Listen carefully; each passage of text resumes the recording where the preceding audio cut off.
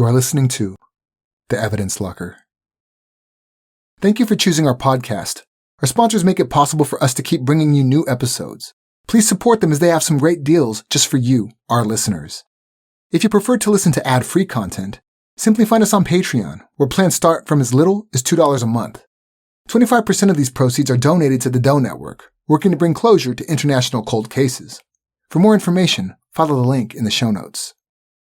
Today's episode is brought to you by Noom, helping people around the world enjoy healthier lives through better nutrition and exercise.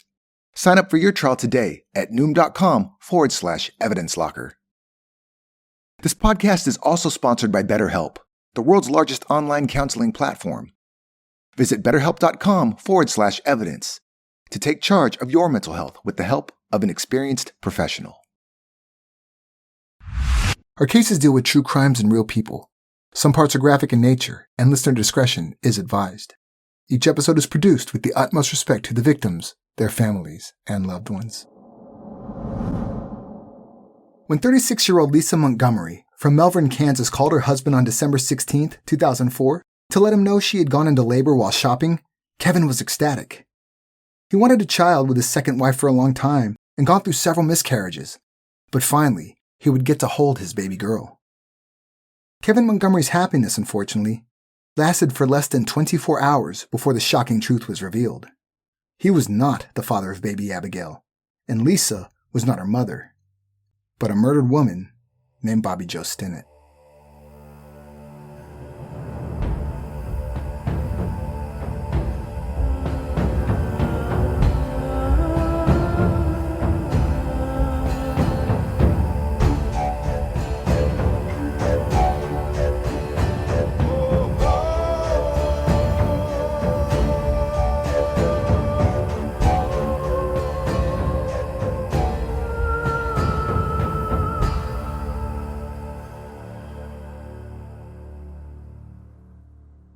Born in Skidmore, Missouri, on December 4, 1981, Bobbie Jo Potter was Becky and Buck Potter's only child. She was born with a cleft palate, like one in every 1,700 newborns in the United States. A common congenital defect is caused by the two sides of the palate not fusing together during the development of the fetus. The child with the condition requires several treatments, including surgery and speech therapy during their lifetime. In Bobbie Jo's case, she underwent surgery when she was 2 years old. And not just for the cleft palate. Unfortunately, severe ear infections also caused problems and excruciating pain for the little girl. And eventually, as other treatments failed, tubes were surgically inserted into Bobbie Jo's ears. But despite all the health issues, Bobbie Jo was a sweet child, whose speech difficulties were a charming feature rather than a stumbling block. A family friend, Cheryl Houston, recalled years later, with a smile on her face, how Bobbie Jo one day wanted to sit between her and her mother, saying, "I want to sit in the middle." Meanwhile, Becky and Buck's marriage was on the rocks. Around the time Bobbie Jo was still a small child, her father moved to Texas and left the family behind.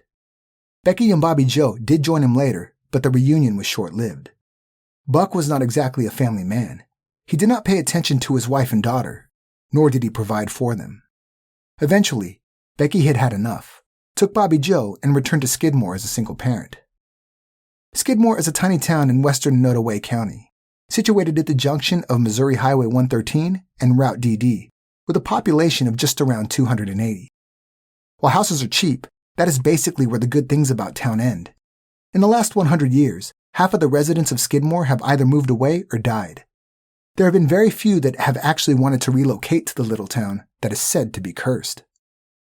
You may recall the name Skidmore, as Evidence Locker episode 136, the vigilante killing of Ken Rex McElroy, also took place in this town. McElroy held the title of town bully because he used Skidmore as his personal playground for 2 decades, raping and plundering before he was gunned down while surrounded by a mob of local citizens.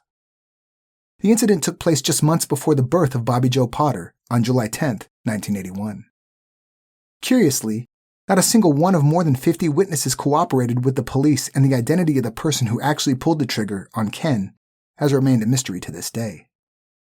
Many years later, in October 2000, a local woman named Mary Gillenwater was stomped to death by her boyfriend Greg Dragoo. Mary's grandmother, Joanne Stinnett, happened to be Bobbie Jo's aunt. And a boy named Branson Perry, who vanished without a trace on April 11, 2001, was Bobbie Jo's cousin. So you could say Skidmore has a certain kind of aura. The crime rate in the tiny town is low throughout, but when something happens, it is peculiar and grisly. And in that corner of the world, Becky Potter tried to offer Bobbie Jo the best life possible. There were not exactly many job opportunities in the town, but fortunately, Cheryl was able to talk to her mother and give Becky a job at a store and a paycheck to support her and her little girl. Bobbie Jo's parents' divorce was finalized in 1985, and in around the time she became a teenager, her mother married again and soon welcomed another child to the family, a son named Tyler. Even though Bobbie Jo had been shy for most of her life, mainly because of other children ridiculing her speech impediment, she grew up to be a confident, popular, and successful young woman. During her time at Nottoway Holt High School in Graham, Missouri, Bobbie Jo participated in the 4-H club, worked on the school newspaper, became a cheerleader, and excelled as an honor student. The teenager also loved animals, especially horses, and enjoyed barrel riding. Bobbie Jo had a talent to really connect with the animal and work together to achieve a common goal. We'll take a quick break for a word from our sponsors, Noom. When we decide to lose weight, it's usually not just about the number on the scale. For me, it's about feeling better about myself, having more energy, sleeping better. The list goes on. Noom's psychology-based approach empowers you with the knowledge and support to build lasting results. You don't have to go it alone, because as I've learned this year, when I was winging it, thinking that I was healthy-ish, I was not in the best shape. Through Noom, I realized that some of my staples were actually very high in calories, but low in nutrition. And by swapping out some of my favorites, I can now make healthier choices. And if I'm not so sure, I go to the easy-to-use app. It's simply become a way of life for me. I love the flexibility and the gentle reminders that I need to stay on track. And if I need the big guns, I can always reach out to my coach, right there from the app. If you don't believe me, just consider the facts. To date, Noom has helped more than 3.6 million people lose weight. Active Noomers lose an average of 15 pounds in 16 weeks, and 95% of customers say that Noom Weight is a good long-term solution. No two people are the same, and Noom knows that, which is why when you sign up, you get your own personalized, non-restrictive plan. Noom guides you to understand what has been preventing you from following a healthy, balanced lifestyle. Whatever your reason is for wanting to shed those pounds. Stay focused on what's important to you with Noom Weight's psychology-based approach. Sign up for your trial and get psychology-based support to lose the weight for good at noom.com/evidencelocker. That's noom.com/evidencelocker. Now, let's return to today's episode. Bobbie Jo graduated in the spring of 2000 and began working at Earl May Feed and Supply in April of 2001. According to her supervisor, Chuck Ellis, Bobbie Jo was a dream employee, dependable and flexible, always ready to help others. While Bobbie Jo enjoyed gardening and developed the knowledge of all the store's products, what she really loved to do was to take care of the pet corner. Eventually, Chuck made Bobbie Jo responsible for ordering small animals like bunnies, gerbils, rats, mice, and guinea pigs for the store. The young woman often told her boss and her co-workers about her aspirations of becoming a rat terrier breeder. It did not take long for that dream to come true. On January 17, 2002, Bobbie Jo's first dog, 7-year-old Tipsy, gave birth to her first litter. All but one of those puppies Bobbie Jo sold under her business called Happy Haven Farms. Bobbie Jo was a very responsible breeder who carefully selected who was allowed to adopt her puppies. Each prospective owner had to fill out a 2-page application from going into details of their household, how much time they had for a dog, and if they were planning to take the puppy to obedience class. Soon, Bobbie Jo's way of doing business earned respect in the rat terrier community, and other breeders began to contact her for advice. Bobbie Jo was especially focused on the genetic factors of breeding, which was fueled by the fact that she had been born with a birth defect. But no matter how much knowledge Bobbie Jo had, or how much others looked up to her, she always stayed modest and often mentioned in her messages that learning never ended. In 2003, Bobbie Jo left her job at Earl May after accepting a position at the Kawasaki plant, a major employer in Nottoway County, where her boyfriend, Zeb Stinnett, step-grandson of Joanne Stinnett, also worked. Bobbie Jo and Zeb had grown up in the same neighborhood and, unsurprisingly for a small town, had known each other since they were children. The young couple married on April 26, 2003, before renting a small bungalow on Elm Street. The Stinnetts' dream was to buy their own house one day, and so the money that Bobbie Jo made from breeding dogs was stashed away. At the time, there was no reason in the world to think the couple would not achieve their goals. Around this time, Bobbie Jo was a familiar face at dog shows. In addition to showing the dogs in the ring, she had become a licensed judge for the National Kennel Club, a rat terrier breed inspector, and press secretary for a United Kennel Club. Sometimes, Bobbie Jo traveled to exhibitions sharing a hotel room with another breeder, Tracy Ramirez, or Zeb, who was not involved in the business but supported his wife's passion. During one of these dog show events, Bobbie Jo met a woman named Lisa Montgomery. Born in Washington State on February 27, 1968, Lisa was the firstborn of John and Judy Hedberg, having a younger sister, Patty. Described as a smart little thing, Lisa never really had an interest in playing with dolls. Instead, she read books since she was 4 years old. Judy later said that her daughter was so engrossed in a book at times that the house could burn down and she wouldn't even smell the smoke. Perhaps, as a result of reading stories all the time, Lisa developed a habit of telling tall tales. For example, when her parents separated, Lisa went around telling everyone her father had died in Vietnam. After the divorce, Judy struggled to provide for her 2 young children for a while, but then she met a single father of 5, Jack Kleiner, and all 9 of them moved together to Oklahoma. The children kept coming as the family welcomed Lisa's half-brothers, Teddy and Jerry, in 1974 and 1975. A few months later, in October 1975, Judy and Jack married. Their third and final child, Tommy, was born in 1978. Despite her rather annoying habit of telling lies, Lisa was initially doing quite well. She continued reading and learning. She played violin and French horn in grade school and mellophone in the high school marching band. It also appeared that Lisa did not have to make much effort to get A's and B's. Still, Judy saw something in her daughter that worried her. At times, it seemed like Lisa switched personalities. In a blink of an eye, she could turn from a sweet, caring child to the daughter of the devil itself. At first, Judy assured herself it was all because of the normal phases a child went through.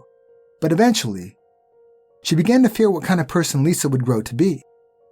However, those who know Judy and Lisa blame the mother for her daughter's issues. Apparently, Judy did not offer any kind of stability for her children, not to mention security or motherly love. Her moods were swift to change, and so was the way she treated Lisa and her siblings. Sadly, having Jack as a parent added fuel to the fire of an already bad situation. Sometime in February 1983, Judy returned home and found her husband and 15-year-old daughter in bed together, engaged in sexual intercourse. Judy was not just sickened, but terrified. Jack Kleiner was a violent man and threatened to kill her if she told anyone about what she had seen. This man, a father that had just sexually abused his stepdaughter, allegedly told Judy, "You can't rape the willing." The disturbing thing is that this was not the first time. For years, Jack had hit and knocked around Judy and the children and used them sexually as he pleased. Judy later claimed that she had been blind all that time and did not know the extent of her husband's acts. Others say she chose to ignore the abuse, but after she found her husband in bed with her daughter, she realized she had to leave him and finally filed for a divorce. Jack, of course, denied everything in court, and Lisa told a counselor she had never slept with her stepfather, even though they had been caught in the act. The thing is, Jack had threatened Lisa too, saying he would go after her sister Patty if she told anyone about the sexual abuse. Lisa had no choice but to keep her mouth shut. In early 1986, Judy married her third husband, a man named Richard Bowman, whose son, 25-year-old Carl, then began to date his 18-year-old stepsister. Lisa graduated from high school the same year and planned to join the Air Force to get money for college. However, when Lisa found out she was pregnant, those plans were abandoned, and she married Carl in August of 1986. While Lisa resented her mother and longed for everything Judy never provided, including normalcy, stability, and security, Lisa seemed to follow in her mother's footsteps in life. Within the next 4 years, Lisa and Carl had 3 daughters and a son: Desiree Nicole, Chelsea Lynn, Carl James Bowman II, or CJ, and Kayla Deanna. After their 4th child's birth in 1990, Carl pressured Lisa to undergo a tubal litigation so that it could be sure there would be no more children. Lisa, however, felt like she was losing control. In her mind, being pregnant had a way to ensure that Carl did not leave her, no matter how serious their marital problems were. And yet Lisa did not exactly provide the best possible home for the children produced in the process. The Bowman household was filthy, and Lisa was known for sometimes feeding lunch to her children on the floor. In the end, Carl could not handle Lisa's lackadaisical attitude, among other problems, and filed for divorce in October 1993. He even moved states away to Springdale, Arkansas, but Lisa took the children and followed him. At the end of the year, Lisa then told Carl she was pregnant again despite her tubes being tied. Carl may have been suspicious, but he also knew the procedure could have failed. And so Lisa and Carl got back together and tried to make their relationship work. Apparently, the couple found some help from the Fayetteville Reorganized Church of Jesus Christ of the Latter-day Saints, and eventually remarried in a service there on June 11, 1994. Meanwhile, Lisa's pregnancy simply disappeared, but not for long. Around the end of the year, Lisa began talking to her family and friends about being pregnant with twins. This time, Carl knew for sure his wife was making it up.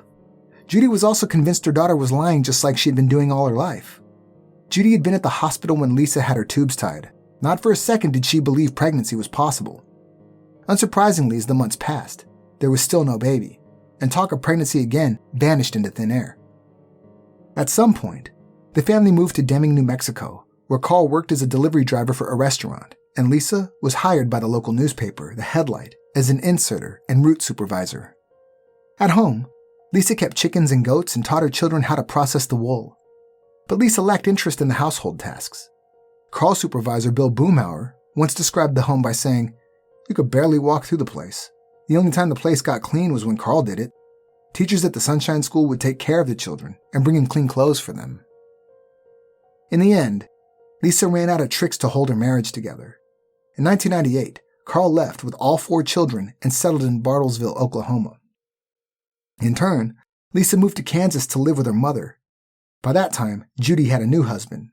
This time, a man named Danny Shaughnessy. Lisa, too, did not remain single for a long time. In 1999, she met Kevin Montgomery and began to weave her web of lies once again. We'll take a quick break for a word from our advertisers. Evidence Locker is sponsored by BetterHelp Therapy, the world's largest online counseling platform. As we navigate our way towards the end of the year, I wish I had a user manual to tell me exactly what to do.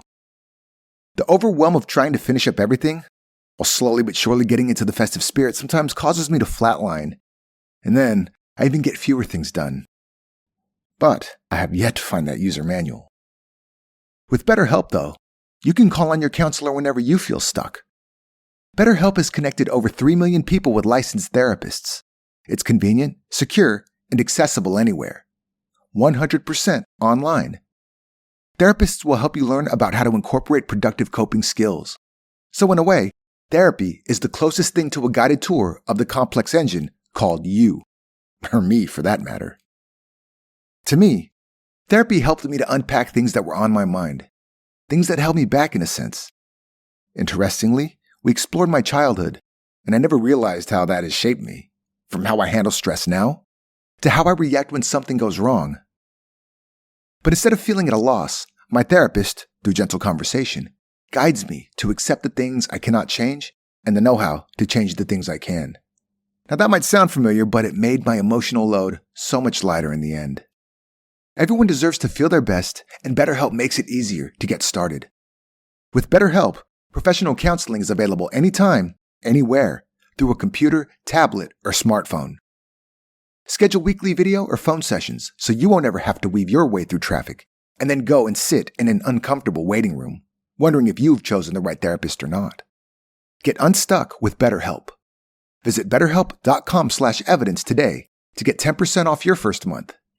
That's betterhelp.com/evidence. You can find the link in the show notes. Now, let's resume today's episode. Lisa and Kevin began dating soon after they met for the first time, working together in Topeka.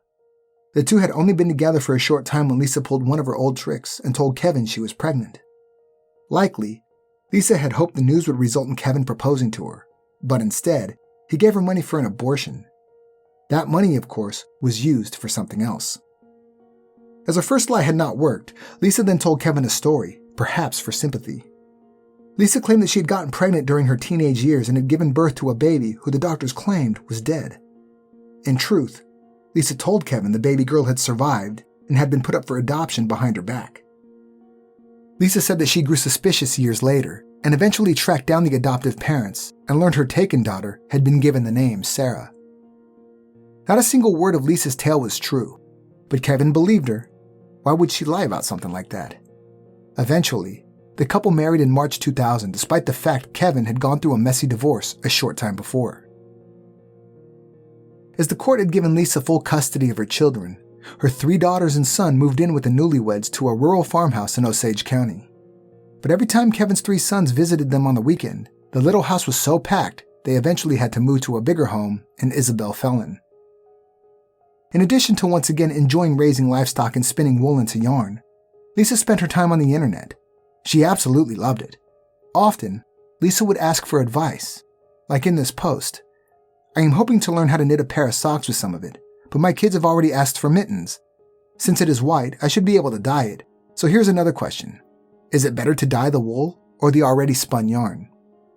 Lisa would also write about her children. I had 4 kids a year apart.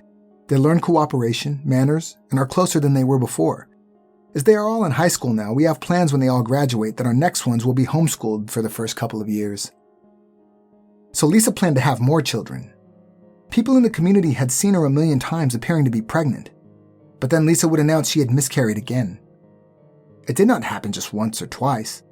Lisa even claimed that she donated one of the fetuses to science. At this point, Kevin also wanted children and had to go through all the fake losses, while Lisa never told him about the tubal ligation. Still, she told her minister, Reverend Mike Wheatley of the First Church of God, that when she would have a child with Kevin, she would be attached at the hip to her husband. According to the Reverend, Lisa never talked about anything else than her family and her children, and was not interested in hearing about other people in their lives. Lisa would just cut them off and continue talking about her world. Then, around 2002, Lisa found a new hobby. She started to breed rat terriers, and by June 2003, she already had 3 dogs and was active in the online community. It was through one of the forums that Lisa got to know another breeder, a man named Jason Dawson. Lisa and Jason eventually met several times to breed their dogs or transport puppies. Jason later said that he did not exactly enjoy Lisa's company. There was something just plain odd about her, but I couldn't put my finger on it. Lisa also caused outrage in the rat terrier community as another breeder, Nancy Strudel, accused her of misrepresenting the pedigree of her dogs. Pretty much everybody wanted Lisa to be kicked out of their group, but there was one person who defended her. Respected breeder, Bobbie Jo Stinnett. Thanks to Bobbie's reputation, Lisa was given a second chance. In the fall of 2003, Lisa was once again telling everyone she was pregnant, somehow hoping that her image as an expectant mother would help her win custody of her half-brother Teddy's son, who had been sent to prison for drug-related charges. Many believe Lisa actually tipped off the authorities, and that was the only reason Teddy got caught. But in the end, Lisa's plan did not work out as baby Justin was given to her mother. If Lisa had been desperate before, now it began to get out of hand. After realizing she could just buy a baby, Lisa contacted her ex-husband Carl and his new wife Vanessa and demanded $45,000 in cash. Apparently, Lisa had heard Vanessa's father had died and she was about to get a large inheritance. Needless to say, the couple denied the request, which resulted in Lisa harassing them and threatening to destroy Vanessa. The horrified Vanessa later spoke to the London Mail saying, "We were really concerned about what was going to happen because we couldn't afford to give her money even if we wanted to. I was convinced she was going to do something dreadful, and I thought Carl and I were in danger." Vanessa was not far from the truth, but they were not the ones in danger. When Lisa then once again began to act pregnant, Patty and Judy had had enough. First, Lisa's sister told Kevin that his wife had a tubal ligation in 1990, and therefore could not physically be pregnant. A week later, Judy visited Kevin's parents and told him the truth, but the allegations were not taken seriously. Instead of believing Judy and Patty, the Montgomerys trusted Lisa, who had said her family just wanted to hurt her. As you can guess, Lisa was furious and even tried to get a restraining order prohibiting her mother and sister from seeing her children. And when that request was rejected, Lisa filed a court order so that Judy and Patty would no longer be allowed to tell people that she faked pregnancies. Lisa's behavior was so alarming that Judy consulted lawyers about the possibility of involuntarily admitting her to a psychiatric institution. Unfortunately, that was not possible unless Lisa harmed herself or someone else. And then it could be too late. Meanwhile, Lisa continued her life as if everything was just fine. In April of 2004, she went to a dog show with her daughter Kayla and happened to meet face-to-face the breeder who had defended her online, Bobbie Jo, who was now pregnant with her first child. At that moment, Lisa Montgomery became pregnant too. Now, Lisa and Bobbie Jo did not just bond over their shared love for rat terriers, but because they were both expecting a baby. Or so Bobbie Jo thought. After the show, the two women began chatting online and exchanging emails. They talked about dogs and breeding in addition to pregnancy progress and future dreams. Bobbie Jo's baby was due in January 2015, and she was absolutely ecstatic. She and Zeb had already decided that if the baby was a boy, it would be named Zebediah, and if a girl, it would be Victoria Jo. By early November, it was confirmed that they would soon welcome a baby girl into the world. Bobbie Jo often talked about her hopes and dreams for her daughter. She wanted to take Victoria Jo with her to dog shows as soon as possible and teach her everything she knew. That same month, Bobbie Jo's friends threw a baby shower for her, celebrating the new life. Meanwhile, Lisa bought a home birth kit and downloaded directions from MapQuest, showing the route from her home in Melbourne to the home of Bobbie Jo in Skidmore. Lisa also quit her job at Wendy's before Thanksgiving. She told her boss her baby was due in December, and therefore she needed to slow down. On December 15th, Bobbie Jo, who was 8 months pregnant at this point, was contacted by a woman named Darlene Fischer via instant messenger. I was recommended to you by Jason Dawson and have been unable to reach you by either phone or email. Please get in touch with me as soon as we are considering the purchase of one of your puppies. Within the next 20 minutes, Bobbie Jo and Darlene had made plans to meet the very next day. Bobbie Jo was excited. She loved her work as a breeder and would have a great time showing off her puppies. At 2:30 p.m. on December 16th, Bobbie Jo's mother called asking if she could pick her up from work at Sumi Oil.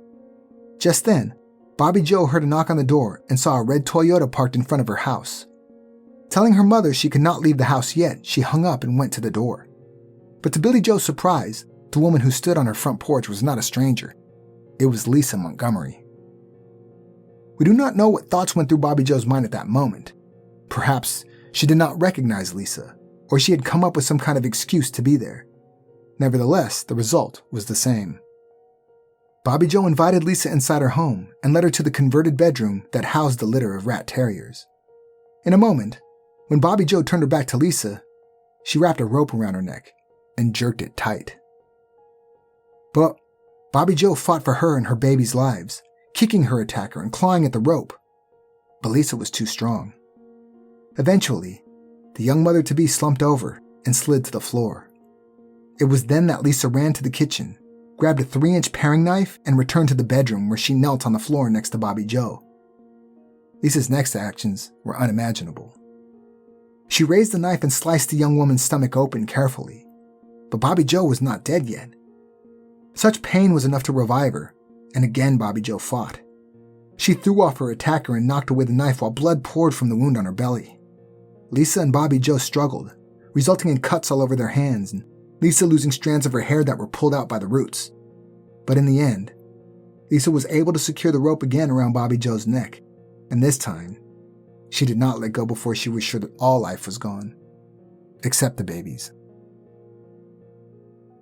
For 5 minutes, Lisa held the rope before finally letting Bobbie Jo's body slide back to the floor. She then picked up the knife and continued cutting through the layers of skin, fat, and muscle on Bobbie Jo's stomach before she reached what she had come for. Lisa sliced Bobbie Jo's womb open and pulled out a crying baby girl. After cutting the umbilical cord and wrapping the baby in a blanket, Lisa took the knife and ran to her car. Somewhere between Skidmore and Topeka, Lisa cleaned herself and the baby up before calling Kevin to tell him the news. He was the father of a brand new, healthy baby girl. Meanwhile, Becky finished her shift and was surprised not to see her daughter.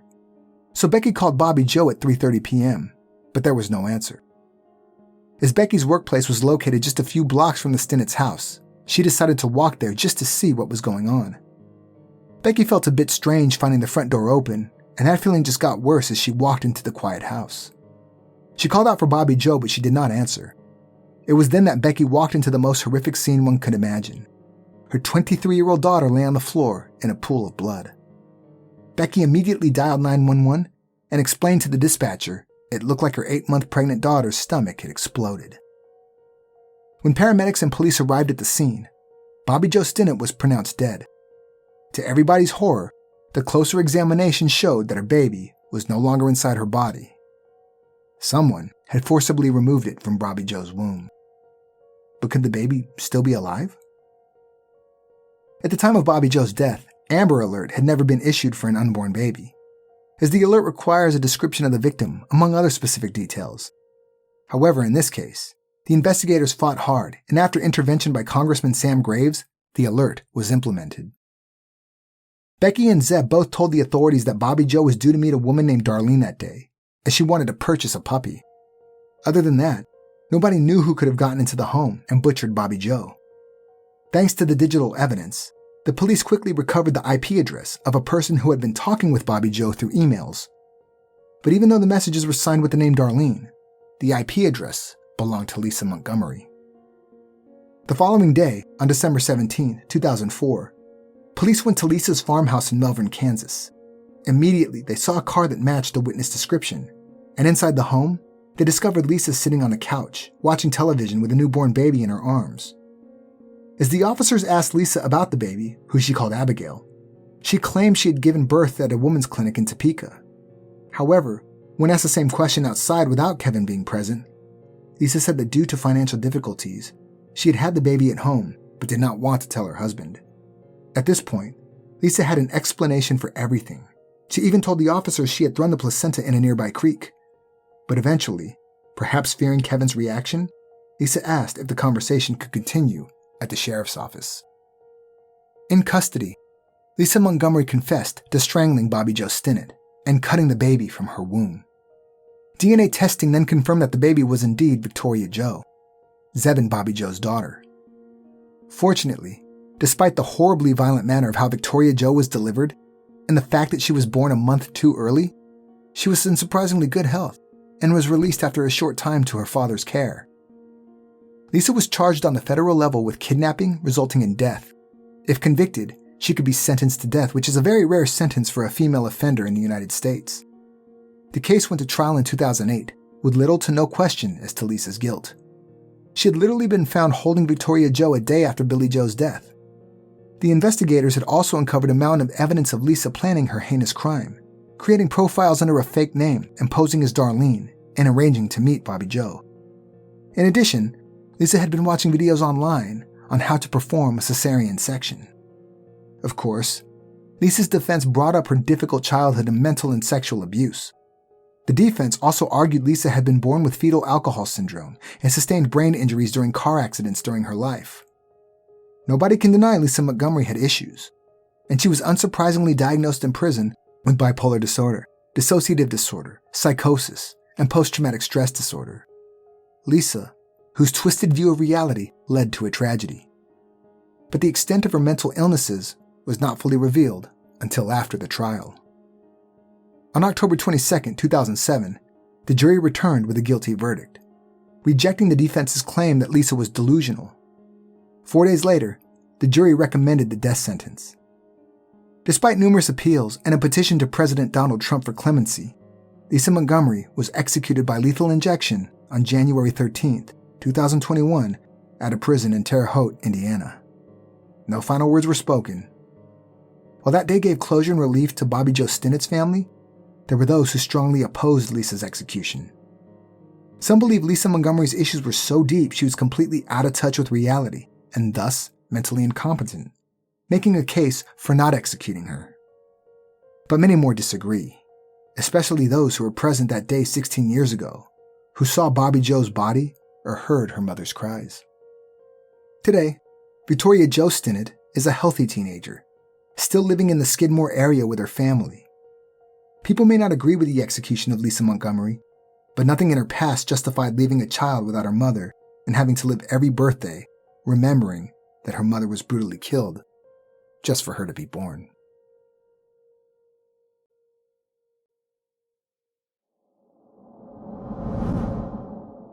We'd like to thank today's sponsors, Noom and BetterHelp. Stay focused on what's important to you with Noom Weight's psychology-based approach. Sign up for your trial today at Noom.com/evidence locker. That is Noom, NOOM.com/evidence locker. And to get unstuck, reach out to your own online therapist. Visit BetterHelp.com/evidence today to get 10% off your first month. That's BetterHelp.com/evidence. If you'd like to read more about this case, have a look at the resources used for this episode in the show notes. Also visit us on social media to see more about today's case. We're on Facebook, Instagram, and Twitter. You can also check out our channel on YouTube. If you like what we do here at Evidence Locker, subscribe in Apple Podcast or wherever you are listening right now, and kindly leave a 5-star review. This was the Evidence Locker. Thank you for listening.